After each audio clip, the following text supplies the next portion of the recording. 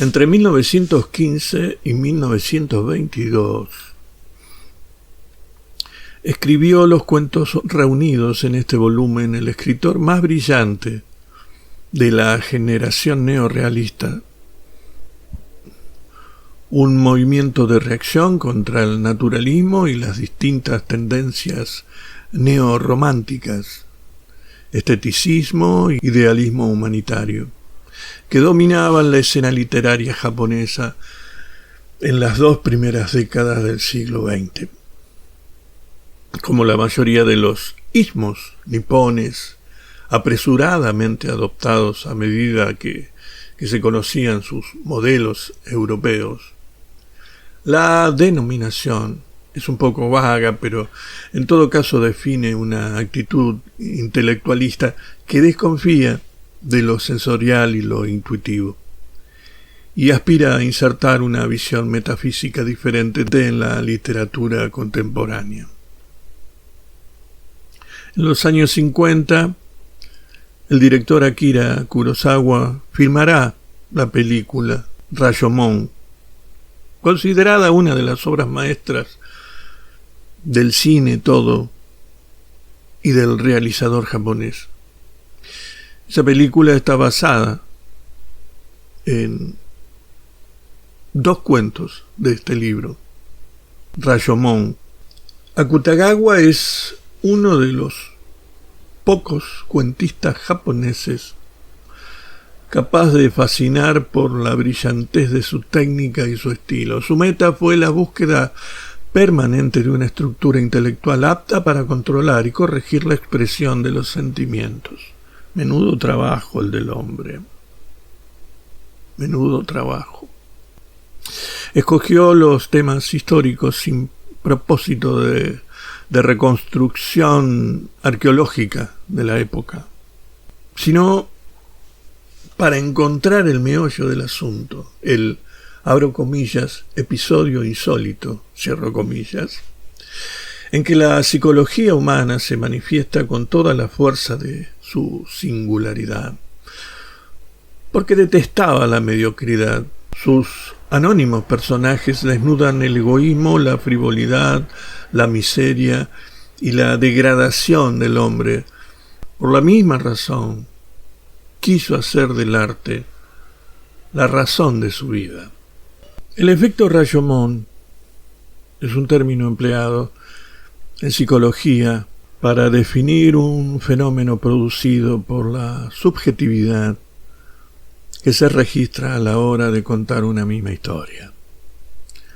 Según el efecto Rashomon, si diversos individuos que han vivido una misma situación cuentan su versión, ninguna coincidirá en su totalidad, pero todas serán razonablemente veraces, y por tanto ninguna será falsa.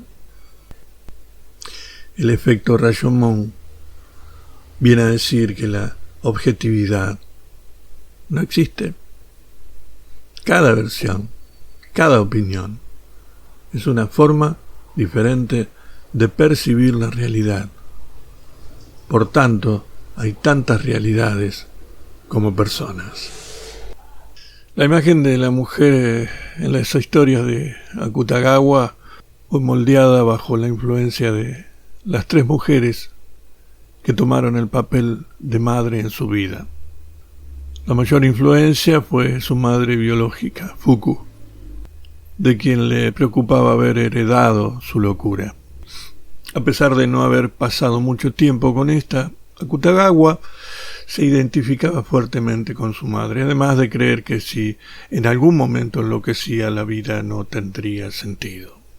Sería su tía Fuki quien jugó el papel más importante en su crianza y angustias.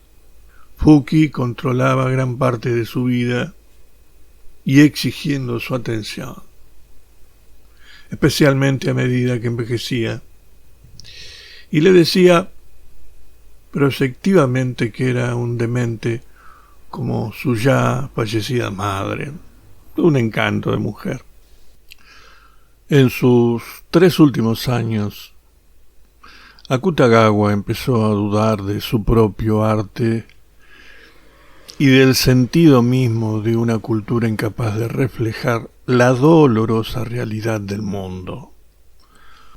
Su derrumbe como hombre y como artista, esa vaga inquietud por el futuro que lo arrastró al suicidio a los 35 años, son los síntomas de una moral y una cultura perimidas que vislumbran ya el surgimiento de una nueva conciencia colectiva.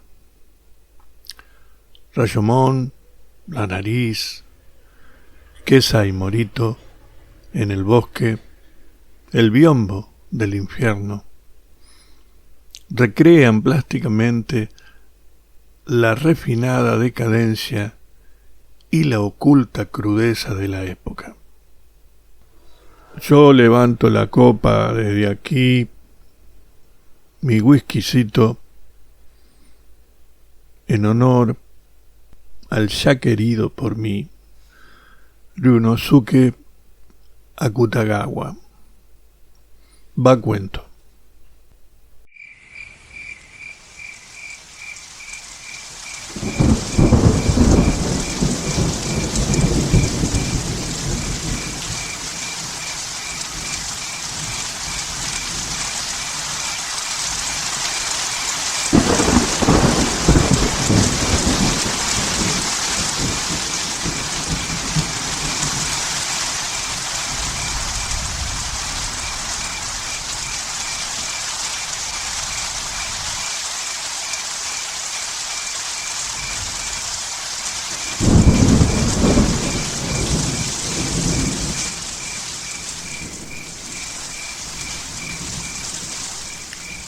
Era un frío atardecer. Bajo Rashomon, el sirviente de un samurái esperaba que cesara la lluvia. No había nadie en el amplio portal, solo un grillo que posaba en una gruesa columna cuya laca carmesí estaba resquebrajada en algunas partes.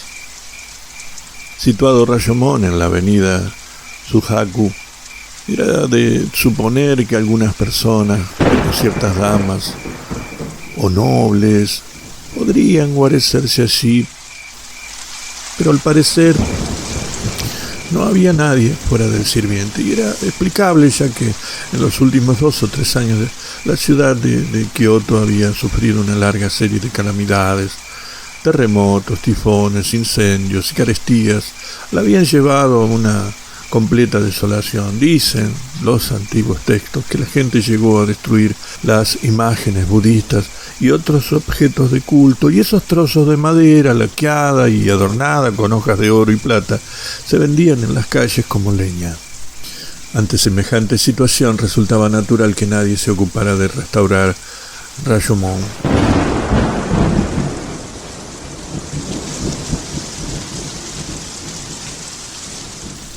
Aprovechando la devastación del edificio, los zorros y otros animales instalaron sus madrigueras entre las ruinas. Por su parte, ladrones y malhechores no lo desdeñaron como refugio hasta que finalmente se lo vio convertido en un depósito de cadáveres anónimos. Nadie, absolutamente nadie, se acercaba por los alrededores al anochecer, más que nada por su aspecto sombrío y desolado. En cambio, los cuervos acudían en bandadas desde los más altos remotos lugares. Durante el día volaban en círculos alrededor de la torre, y en el cielo enrojecido del atardecer sus siluetas se dispersaban como granos de sésamo antes de caer sobre los cadáveres abandonados. Pero ese día no se veía ningún cuervo, tal vez por ser demasiado tarde. En la escalera de piedra, que se derrumbaba a trechos y entre cuyas grietas crecía la hierba, podían verse los blancos excrementos de estas aves. El sirviente vestía un gastado kimono azul y, sentado en el último de los 7 escalones, contemplaba distraídamente la lluvia mientras concentraba su atención en el grano de la mejilla derecha. Como decía, el sirviente estaba esperando que cesara la lluvia, pero de cualquier manera no tenía ninguna idea precisa de lo que haría después. En circunstancias normales, lo natural habría sido volver a casa de su amo, pero unos días antes lo había despedido, no obstante los largos años que había estado a su servicio.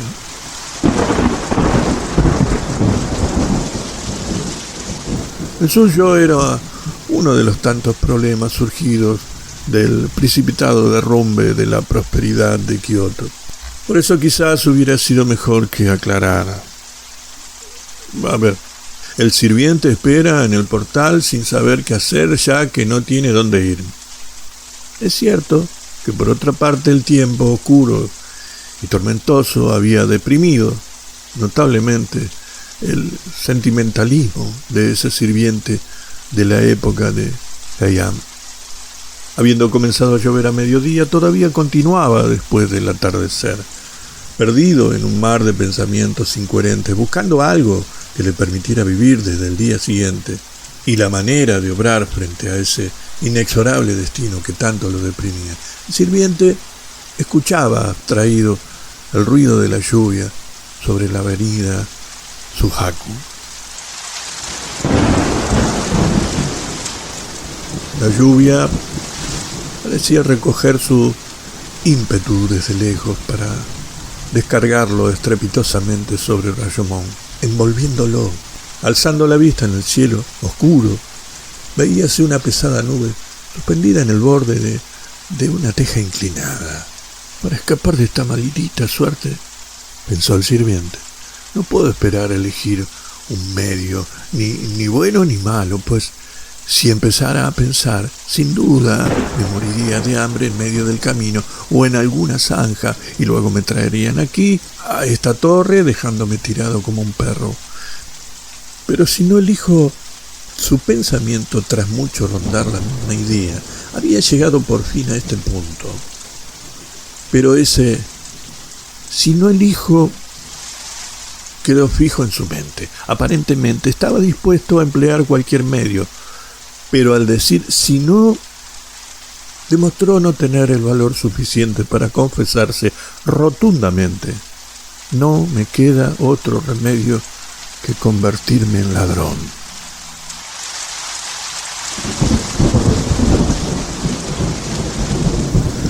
Lanzó un fuerte estornudo y se levantó con lentitud. El frío anochecer de Kioto hacía añorar el calor del fuego.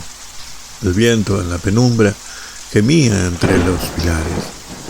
El grillo que se posaba en la gruesa columna había desaparecido.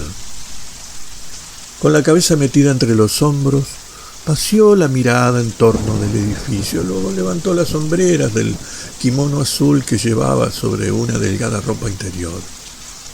Se decidió por fin a pasar la noche en algún lugar que le permitiera guarecerse de la lluvia y del viento, en donde nadie lo molestara.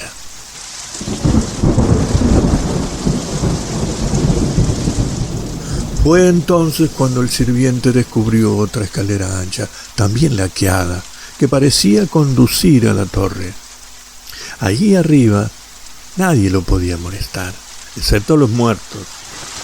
Cuidando de que no se deslizara su katama de la vaina sujeta a la cintura, el sirviente puso su pie calzado con sori sobre el primer peldaño. Minutos después, en mitad de la amplia escalera que conducía a la torre de Rashomon, un hombre acurrucado como un gato, con la respiración contenida, observaba lo que sucedía más arriba. La luz procedente de la torre brillaba en la mejilla del hombre, una mejilla que bajo la corta barba descubría un grano colorado purulento. El hombre, es decir, el sirviente, había pensado que dentro de la torre solo hallaría cadáveres, pero subiendo 2 o 3 escalones, notó que había luz y que alguien la movía de un lado a otro. Lo supo cuando vio un reflejo mortecino amarillento oscilando de un modo espectral en el techo cubierto de telarañas. ¿Qué clase de persona encendería esa luz en Rashomon con una noche de lluvia como esta? Silencioso como un lagarto, el sirviente se arrastró hasta el último peldaño de la empinada escalera. Con el cuerpo encogido todo lo posible y el cuello estirado, observó medrosamente el interior de la torre.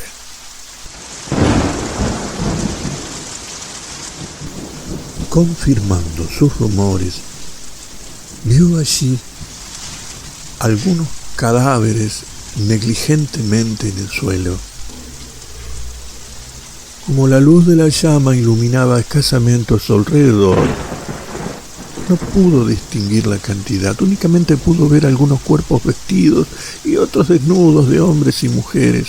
Los hombros, el pecho y otras partes recibían una luz agonizante que hacía más tensa la sombra en los restantes miembros. Unos con la boca abierta, otros con los brazos extendidos. Ninguno daba más señal de vida que un muñeco de barro. Al verlos entregados a ese silencio eterno, el sirviente dudó que hubiesen vivido alguna vez. El olor que despedían los cuerpos ya descompuestos le hizo llevar rápidamente la mano a la nariz. Pero un instante después olvidó ese gesto. Una impresión más violenta anuló su olfato al ver que alguien estaba inclinado sobre los cadáveres.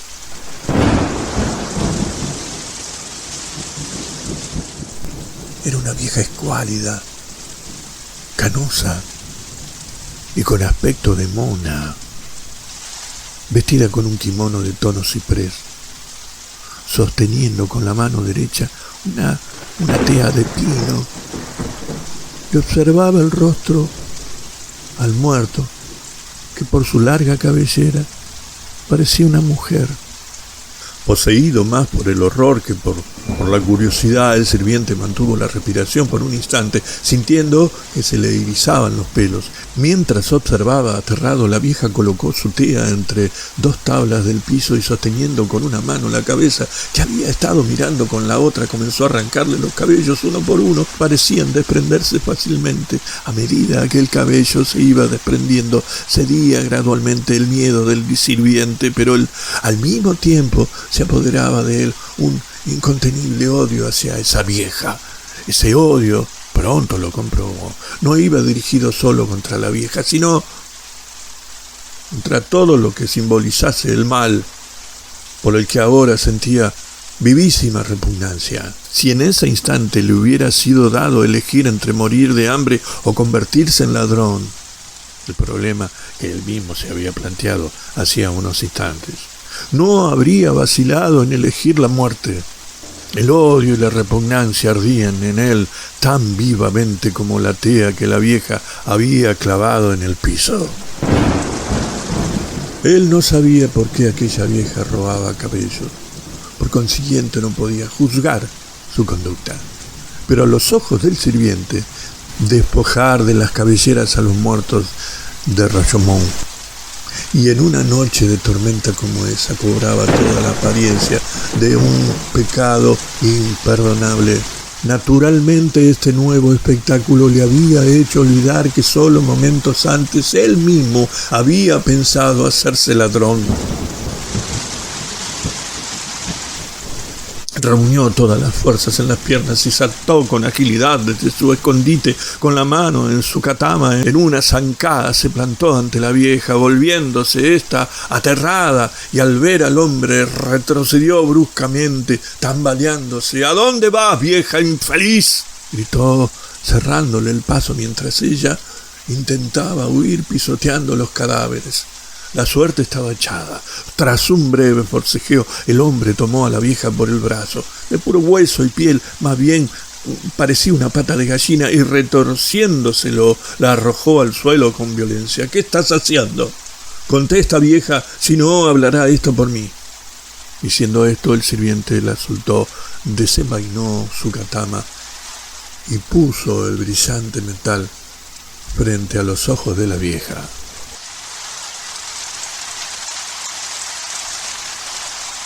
Pero ésta guardaba un silencio malicioso, como si fuera muda.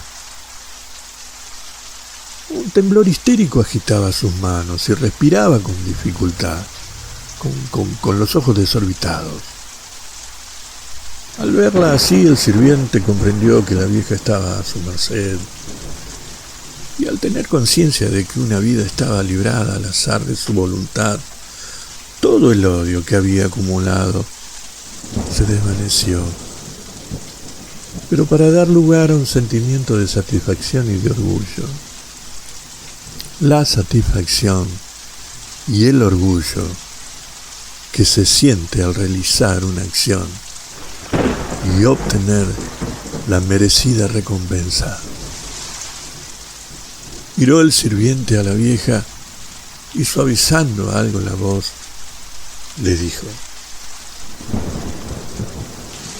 escucha, no soy ningún funcionario de Kibishi. Soy un viajero que pasaba accidentalmente por este lugar. Por eso no tengo ningún interés en prenderte o en hacer contigo nada en particular. Lo que quiero es saber qué estabas haciendo hace un momento.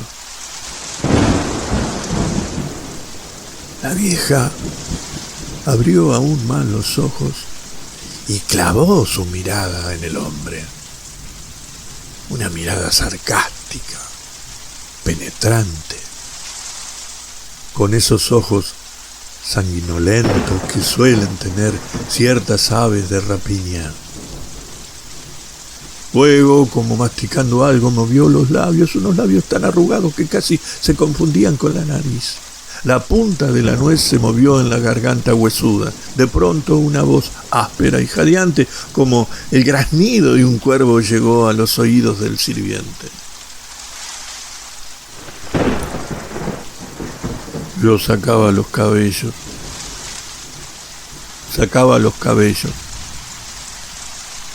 para hacer pelucas. Ante una respuesta tan simple y mediocre, el sirviente se sintió defraudado. La decepción hizo que el odio y la repugnancia lo invadieran nuevamente, pero ahora acompañados por un frío desprecio. La vieja pareció adivinar lo que el sirviente sentía en ese momento y, conservando en la mano los largos cabellos que acababa de arrancar, murmuró con su voz sorda y ronca: ciertamente arrancar los cabellos a los muertos puede parecerle horrible, pero ninguno de estos merece ser tratado de mejor modo.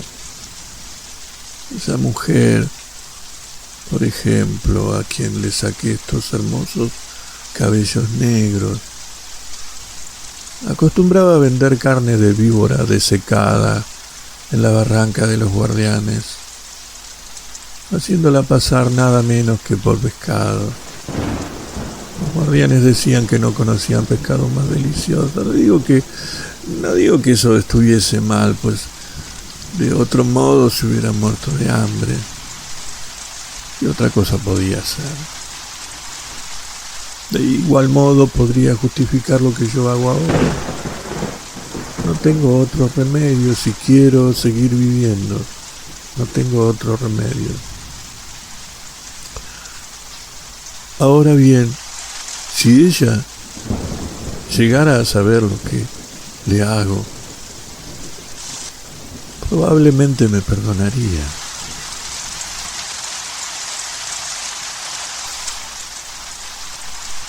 Mientras tanto, el sirviente había guardado su katana y con la mano izquierda apoyada en la empuñadura la escuchaba fríamente. La derecha tocaba nerviosamente el grano purulento de la mejilla, y en tanto la escuchaba sintió que le nacía cierto coraje, el que le faltaba momentos antes bajo del portal. Además, ese coraje crecía en dirección opuesta al sentimiento que lo había dominado en el instante de sorprender a la vieja. El sirviente no solo dejó de dudar entre elegir la muerte y convertirse en ladrón, a eso me refiero, sino que en ese momento El tener que morir de hambre se había convertido para él en una idea absurda. En una idea absurda. Algo por completo ajeno a su entendimiento.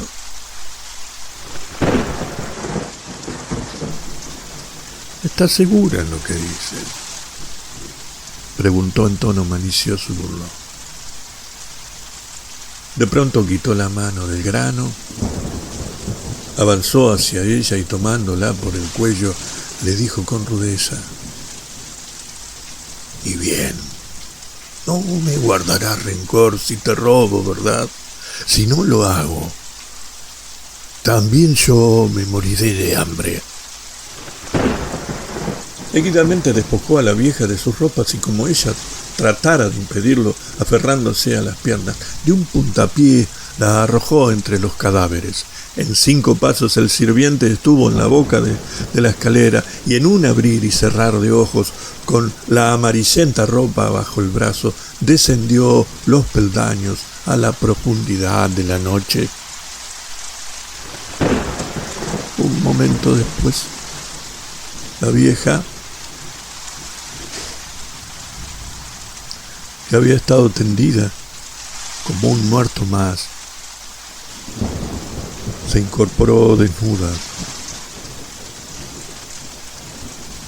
Gruñendo y gimiendo se arrastró hacia la escalera, a la luz de la antorcha que seguía ardiendo.